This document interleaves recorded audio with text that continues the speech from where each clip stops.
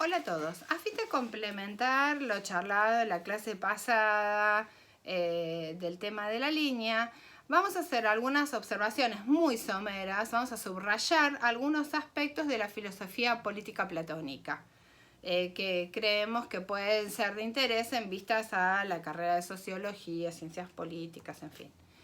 Primero tenemos que recordar en qué época vive Platón, vive unos años después del clasicismo de Pericles, ¿no? En donde Atenas ya es una ciudad importante y poderosa, y este sería el mundo griego que ocuparía la costa turca y bueno, lo que hoy más o menos corresponde al territorio griego. Aquí estaría Creta, aquí abajo, que no se ve, los egipcios, y acá, siempre empujándolos hacia el agua, el imperio persa, ¿sí? Esto es importante, ¿por qué? Porque nosotros tenemos que pensar que este mundo griego, en donde se desarrolla una democracia directa, con representación, democracia es eso, ¿no? El kratos es poder y demos es barrios, o sea, el poder de los demos, ¿no? El poder de los barrios, ¿sí? O sea, los integrantes de los barrios atenienses tenían una participación política activa, vinculante, en una asamblea. La asamblea el lugar en donde se organizaban o se reunían se llamaba la Boulé, pero eran los mismos teatros griegos, estos anfiteatros semicirculares. En algunas ciudades después, cuando empezó a haber más representación democrática y no era tan directa, crearon anfiteatros más pequeños, ¿no? Para el ejercicio de la política. Bueno, esta democracia que era vinculante, o sea, la decisión que se tomaba en la asamblea implicaba que, por ejemplo, marchamos a la guerra contra Esparta, yo tenía que ir a buscar mis armas para salir a la guerra contra Esparta. Obligó a los griegos a aprender a argumentar y a aprender a exponer sus ideas ante la asamblea. Lo cual genera en este mundo griego que la gente se diera cuenta que se tenía que educar para poder hablar correctamente. Y ahí aparecen unos maestros de retórica que se llaman los sofistas, que se jactan de enseñar a las personas a argumentar. Por supuesto, les cobraban, que no era habitual entre los griegos, ¿no? Porque scholé significa justamente tiempo libre. O sea, en el tiempo libre la gente se educaba. Y entonces no venía asociado con la idea de que el que te ayudaba a aprender te cobrara, ¿no? Pero los sofistas cobraban y entrenaban a las personas para que aprendieran a defender sus ideas, y ellos se jactaban por enseñarte a defender una proposición o su contraria, o sea, una idea o su contraria. No les importaba los principios, por decirlo así. Entonces, esto genera un relativismo y una participación política de las personas en donde hay un fuerte relativismo en el campo de la ética y la política, que son los campos de la filosofía práctica, ¿sí? Acá yo puse un pequeño mapita de lo que sería una polis, o sea, estas ciudades griegas en contraposición con los imperios de alrededor tenían esto de la democracia directa, y además se reunían en estas ciudades que se caracterizaban por tener una muralla protectora. Fuera de la muralla estaban los campos que tenían que cultivar, una acrópolis, o sea, con templos para adorar a los dioses. Acá está el teatro, el famoso el Epidauro u otro tipo de teatros, ¿sí? O el lugar donde se reunía la asamblea. Un estadio, o sea, un lugar para hacer gimnasia y para ciertos espectáculos públicos. El ágora, que era donde se vendía, compraba, se solucionaban conflictos políticos o jurídicos, o sea, la plaza en donde se encontraba la gente de la ciudad, bueno, las viviendas y algún templo dentro de la ciudad. Normalmente había un camino que comunicaba el ágora con el puerto. En el caso de la ciudad de Atenas, y este camino solía estar amurallado, en el caso de la ciudad de Atenas, este puerto es el Pireo. Y la ciudad de Atenas tiene un esquema muy similar.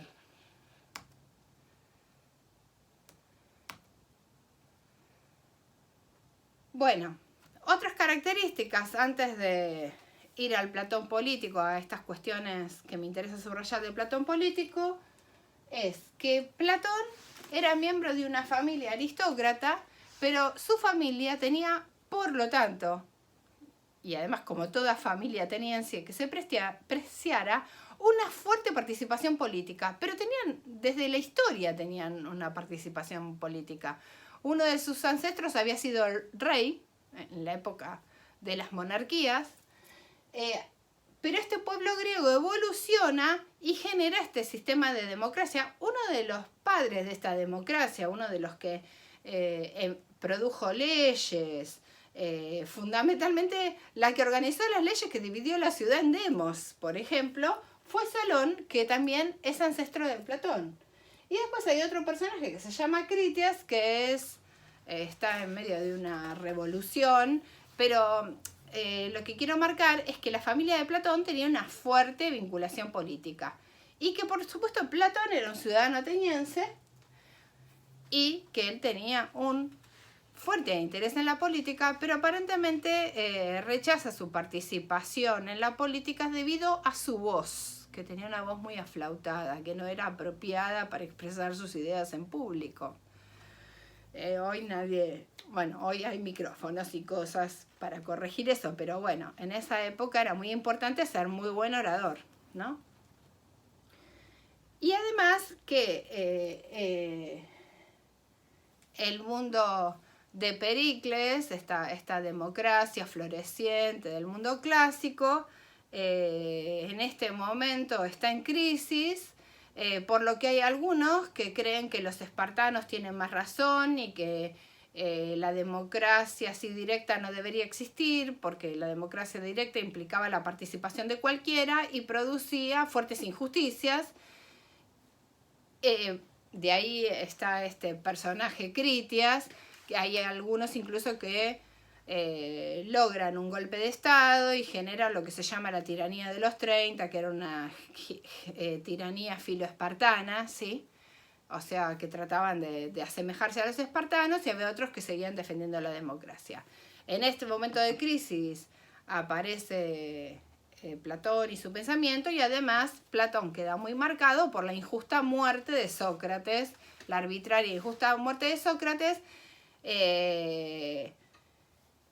y esa sentencia a muerte se produce cuando, como consecuencia de la tiranía de los 30, asume una democracia nueva y se sospecha que en realidad algunos discípulos de Sócrates habían sido amigos o habían tenido alguna participación en esa tiranía, incluido Alcibíades. Bueno, no importa, estos son como detalles, pero hay todo un momento, es un momento de crisis.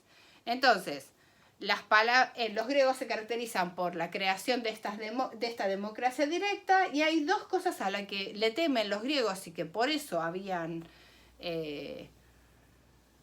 desarrollado este sistema. Uno es la desmesura, o sea, cualquier medida extrema y personal o social, para ellos lo personal y lo social estaba unido, no establecían esta distinción. Y la otra cosa a la que temían era las tiranías, o sea, el poder concentrado en una sola persona, porque irremediablemente conduce a catástrofes. Esa es la experiencia que ellos tenían.